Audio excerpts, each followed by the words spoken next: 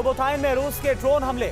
यूक्रेनी खंदकों पर ड्रोन से बम वर्षा की गई। यूक्रेन के कई विदेशी हथियार इस हमले में ध्वस्त किए गए।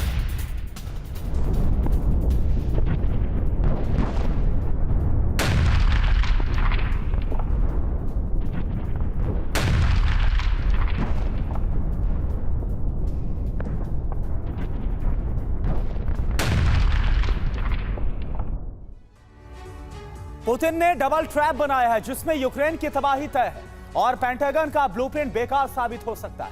रूस एक तरफ यूक्रेन में मिसाइल वर्षा कर रहा है, दूसरी तरफ उसने युद्ध विराम का प्रस्ताव अमेरिका को भेज दिया है। यूक्रेन ने खुलासा किया है कि पुतिन बड़ी होशियारी से दुनिया के सामने युद्ध विराम का दिखावा करना चाहते हैं, जबकि इसके पीछे उनका खेल दूसरा है।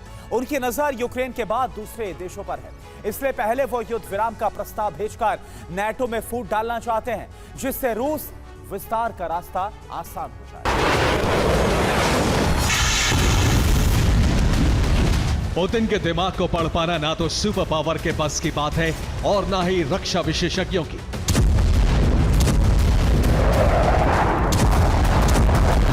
बड़े बड़े डिफेंस एक्सपर्ट्स फेल हो गए ये जानने में कि अब पुतिन क्या करने वाले हैं।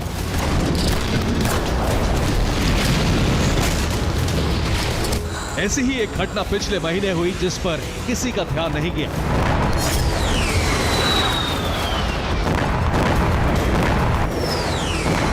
बल्कि दुनिया यूरोप और अरब में बने युद्ध के मोर्चों पर उलझी रही।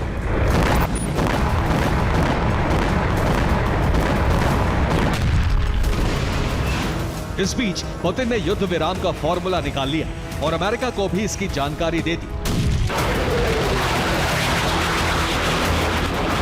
रूस के प्रेसिडेंट व्लादिमीर पुतिन ने अमेरिकी प्रेसिडेंट जो बाइडेन को सीक्रेट प्रस्ताव भेजा, जिसमें यूक्रेन से युद्ध रोकने को लेकर कुछ शर्तों के बारे में बताया। पहली शर्त पुरानी है, जिसमें यूक्रेन किसी भी सूरत में नेटो का सदस्य नहीं बनना चाहिए। अगर ऐसा हुआ तो यूक्रेन तो तबाह होगा और नेटो भी टूट जाएगा।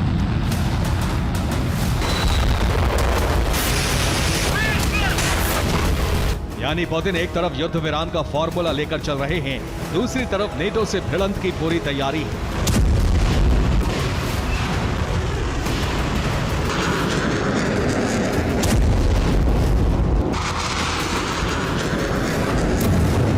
नेटो तोड़ने का फॉर्मूला क्या है ये बताएं, उससे पहले ये समझिए कि पुतिन ने युद्ध विराम के लिए क्या प्लान बनाया है।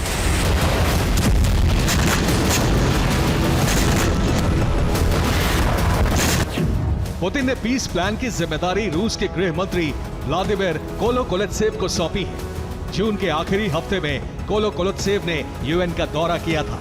इस दौरान उन्हें अमेरिका जाने की विशेष मंजूरी मिली थी। इसी दौरान कोलोत्सेव ने अमेरिकी अधिकारियों को समझौते का ब्लूप्रिंट सौंपा था।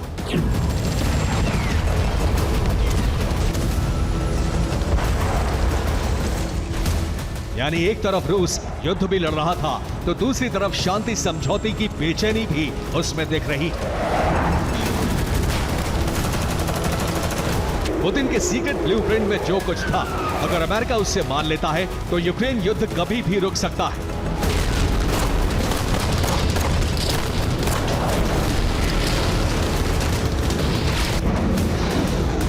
लेकिन यूक्रेन के लिए यह बड़ा मुश्किल है, क्योंकि शर्तों में काफी कुछ ऐसा है जो यूक्रेन के लिए तबाही का नया चैप्टर खोल सकता है।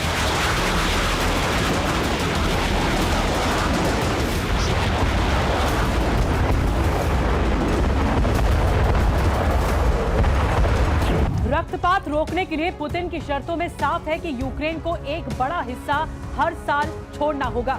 रूस यूक्रेन युद्ध से नेटो का दूर रहना अनिवार्य होगा। अगर ऐसा हुआ तो युद्ध विराम तो छोड़िए, आगे हमला नेटो पर ही होगा। नेटो पर हमले के लिए पुतिन ने प्लान भी बनाया हुआ है। ठीक कोल्ड वॉर की तरह जैसे सोवियत टूटा था, वैसे ही नेटो बिखर जाएगा।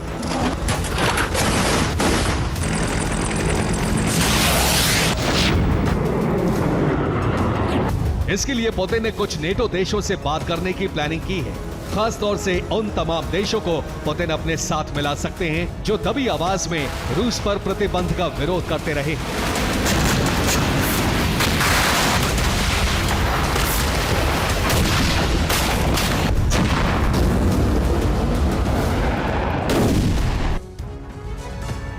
पुतिन ने युद्ध विराम के लिए जो प्रस्ताव अमेरिका को भेजा है उसमें यूक्रेन को बांटने की तैयारी है। रूस ने पहली शर्त रखी है कि रूस बॉर्डर से लगा लुहांस्क रूस में रहे और उससे आगे डोनेट्स्क भी रूस का हिस्सा, यानी व्लादिमीर पुतिन को पूरा डोनबास इलाका चाहिए।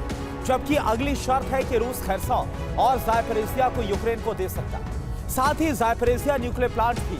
लेकिन यूएन और नेटो लुहांस्क और डोनेट्स्क को रूसी इलाके के तौर पर माने जाते हैं। जबकि इससे आगे की शर्त है कि क्रीमिया और निप्रो से आगे रूसी सरहद तक 100 किलोमीटर का इलाका स्पेशल जोन बनाया जाए, जहां पर यूक्रेनी सेना को पूरी तरह से हटाया जाए। हालांकि इन इलाकों में रूस और यूक्रेन दोनों का अधिकार होगा, लेकिन सुरक्षा की जिम्मेदारी रूस की होगी। बाद में इन इलाकों में वोटिंग के आधार पर विलय का फैसला किया जा सकता है।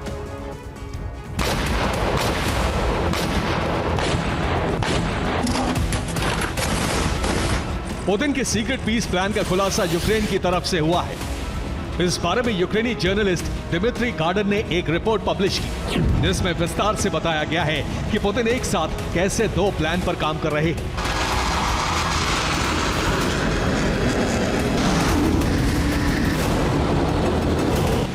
एक तरफ यूक्रेन को बांटने और शांति प्रस्ताव पर अमल करने के लिए कह रहे हैं, जिसमें यूक्रेन पर कई तरह के प्रतिबंध की भी वकालत है।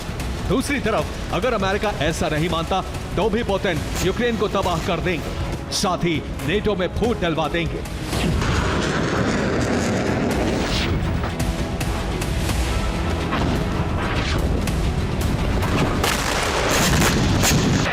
यानी पुतिन ने ठान लिया है कि यूरोप में होगा वही जो वो चाहेंगे। इसके लिए पुतिन एंटी नेटो ब्लॉक बना रहे हैं, जिसमें कई यूरोपीय और नेटो देशों को भी शामिल कर सकते हैं।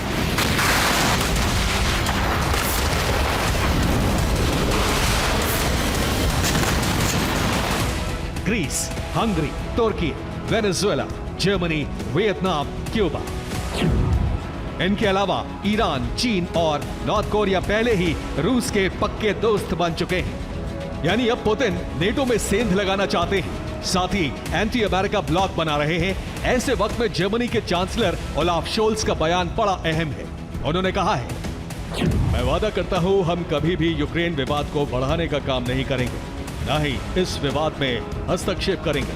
हम कभी भी एक तरफा पार्टी बनकर बात नहीं करेंगे। जबकि हम यूक्रेन को हथियार दे रहे हैं, हम भी शांति के पक्षधर हैं।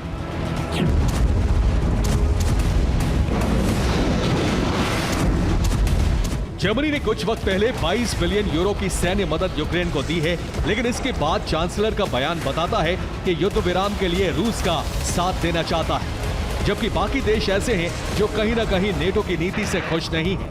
ऐसे में रूस उनका साथ लेकर एक एंटी नेटो ब्लॉक बनाने में लगा है।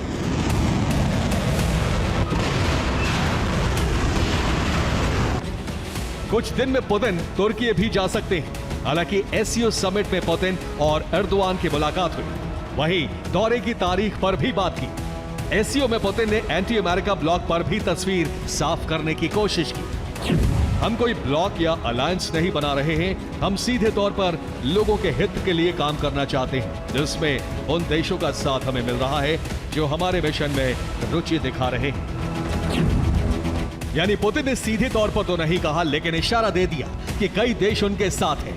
खासतौर से चीन, नॉर्थ कोरिया और ईरान के साथ आने से रूस की ताकत कई गुना बढ़ गई है।